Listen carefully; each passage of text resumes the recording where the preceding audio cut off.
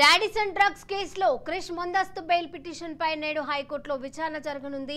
కేసుకు సంబంధించిన పూర్తి వివరాలను గచ్చిబౌలి పోలీసులకు నేడు కోర్టుకు సమర్పించనున్నారు. ఇప్పటికే క్రిష్ ను మాదాపూర్ డీసీపీ గంటకు పైగా విచారణ చేసి స్టేట్మెంట్ ని రికార్డ్ చేసినట్లుగా తెలుస్తోంది. క్రిష్ మూత్ర రక్త నమూనాల రిపోర్టును పోలీసులు కోర్టుకు అందజేయనున్నారు.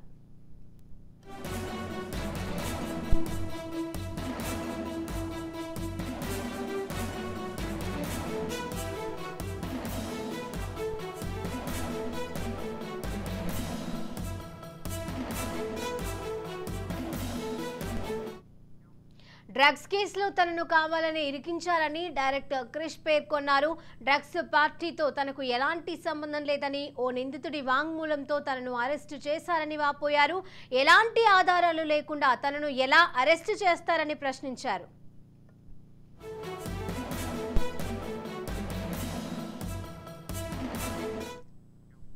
రాడిసన్ హోటల్లో జరిగిన డ్రగ్స్ పార్టీ కేసు రోజుకొక మలుపు తిరుగుతోంది. రాడిసన్ హోటల్ డ్రగ్స్ కేసు దర్యాప్తును ముమ్మరం చేశారు పోలీసులు. ఈ కేసులో నిందితుడిగా ఉన్న నీల్ విదేశాలకు పరారయ్యాడు. విదేశాలలో ఉన్న నీల్ కోసం లుకౌట్ నోటీసులను జారీ చేసింది కోర్టు. ఈ కేసులో ఇప్పటికే పరారీలో 5 ఉన్నారు. పరారీలో ఉన్నవారు హైకోర్టులో బెయిల్ కోసం ప్రయత్నాలు చేస్తున్నారు. ఇక ఇదే అంశానికి సంబంధించి మరిన్ని అప్డేట్స్ మా క్రైమ్ బ్యూరో చీఫ్ ఇన్నారెడ్డి అందజేస్తారు. ఇన్నారెడ్డి, శిరీష, రాడిసన్ డ్రగ్స్ కేసులో ఈ రోజు చాలా కీలకమైన పరిణామాలు చోటు చేసుకునే అవకాశం ఉంది. దీంట్లో మనం గమనిస్తే ఈ రోజు హైకోర్టులో విచారణ ఉంది. అంటే గతంలో గచ్చిబౌలి పోలీసులు నోటీసులు జారీ చేసినప్పుడు దీనికి సంబంధించి ఆయన హైకోర్టును ఆశ్రయించడం జరిగింది బెయిల్ పిటిషన్ కోసం. సో ఈ నేపథ్యంలోనే ఈ రోజు ఆయన ముందస్తు బెయిల్ గురించి విచారణ చేసిన క్రమంలో ఈ రోజు దీనికి సంబంధించిన పూర్తి వివరాలను కోర్టుకి, అంటే గతంలో ఈయన కోర్టులో పిటిషన్ దాఖలు చేసినప్పుడు పూర్తి వివరాలను దాఖలు చేయమని చెప్పని హైకోర్టు ఇప్పటికే గచ్చిబౌలి పోలీసులు ఆశ్రయించి ఈ రోజు పూర్తిగా దానికి సంబంధించిన వివరాలన్నీ కూడా ఇచ్చే అవకాశం ఉంది. అయితే ఈ నేపథ్యంలోనే ఇప్పటికే క్రిష్ ను దాదాపుగా గంటకు పైగా విచారణ చేసి ఆ స్టేట్మెంట్ కూడా మాదాపూర్ డీసీపీ దీనికి సంబంధించిన వివరాలను కోర్టు చెప్పే అవకాశం ఉంది. దీంట్లో రక్త మూత్ర నమూనాలు సేకరించిన తర్వాత ఆ రిపోర్ట్ కూడా కోర్టు సమర్పించే అవకాశం ఉంది. ఇదే కాకుండా డ్రగ్స్ కేసులో తనను కావాలని ఇరికించారని చెప్పని క్రిష్ పేర్కొన్నాడు.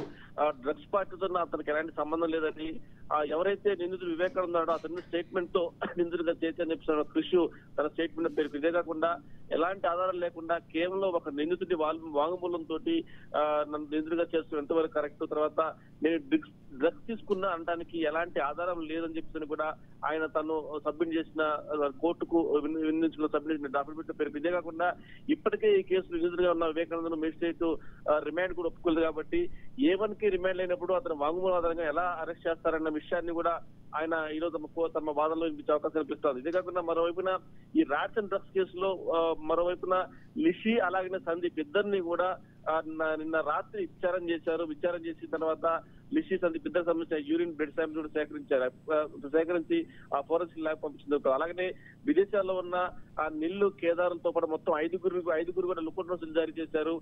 తర్వాత వీళ్ళందరూ కూడా ముందస్తుగా హైకోర్టును ఆశ్రయించి బెయిల్ కోసం ప్రయత్నాలు చేసినట్టు తెలుస్తుంది. సో మొత్తం మీద ఈ కేసు చాలా కీలకమైన మలుపు తిరుగుతున్న నేపథ్యంలో 5 బెయిల్ కోసం ట్రై చేయటం, తర్వాత అసలు కృషి సంబంధం లేని విషయాల్లో నిందితుడిగా ఉన్న వ్యక్తి ఇచ్చిన సమాచారాన్ని బేస్ చేసుకుని ఎలా తన మీద చర్యలు తీసుకుంటామని చెప్తున్న విషయం మీద మరి హైకోర్టు నిర్ణయించుకుంటుంది. ఇప్పటికే విచారణ చేశారు కాబట్టి మరి విచారణ సంబంధించిన వివరాలు, తర్వాత రక్త నమూనా వివరాలు, ఇప్పటి వరకు జరిగిన కేసు వివరాలు కూడా హైకోర్టు చెప్పిన తర్వాత మరి హైకోర్టు నిర్ణయం తీసుకుంటుంది. తర్వాత పరారీలో ఉన్న వాళ్ళకి ఇప్పటికే 5 పరారీలో ఉన్నారు, వాళ్ళకి లుకౌట్ నోటీస్ కూడా జారీ చేసినట్టుంది.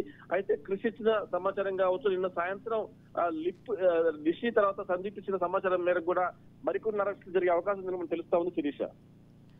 అలాగే విదేశాల్లో కూడా పారిపోయినట్టుగా ఒక నిందితుడు అప్డేట్స్ అయితే ఉన్నాయి. దీనిపైన అప్డేట్స్ ఏంటి?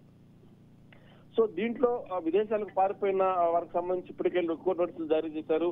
దీంట్లో మనం ప్రధానంగా గమనిస్తే ఈ కేసులో దాదాపుగా మొత్తంగా మనం గమనిస్తే 5 వరకు కూడా పరారీలో ఉండి వాళ్ళు అందరూ కూడా బెయిల్ కోసం ట్రై చేస్తా ఉన్నారు. ఆ లుకౌట్ నోటీసులు క్యాన్సిల్ చేయాలని చెప్తారు, తర్వాత బెయిల్ కూడా సబ్మిట్ చేయాలని చెప్తాని మరి దీని మీద కోర్టు నిర్ణయం తీసుకుంటుంది. ఈ రోజు కృషికి సంబంధించిన బెయిల్ వ్యవహారంలో కోర్టు నిర్ణయం ప్రకారం మిగతా వాళ్ళ బెయిల్ అనేది వస్తారని దాని మీద క్లారిటీ వచ్చే అవకాశం ఉంది. ఎదురు కూడా అందరూ కూడా ఎట్టి పరిస్థితుల్లో విచారణకు హాజరు కావాలని చెప్పేసి పోలీసులు కోరుతున్న నేపథ్యంలో పోలీసు దగ్గర ఉన్న సమాచారం మేరకు మరికొంత సమాచారం కావాల్సింది కాబట్టి తమ విచారణకు హాజరు కావాలని చెప్పిన విషయం మీద పోలీసులకు హైకోర్టు ఒక డైరెక్షన్ ఇచ్చే అవకాశం కనిపిస్తా ఉంది శిరీష.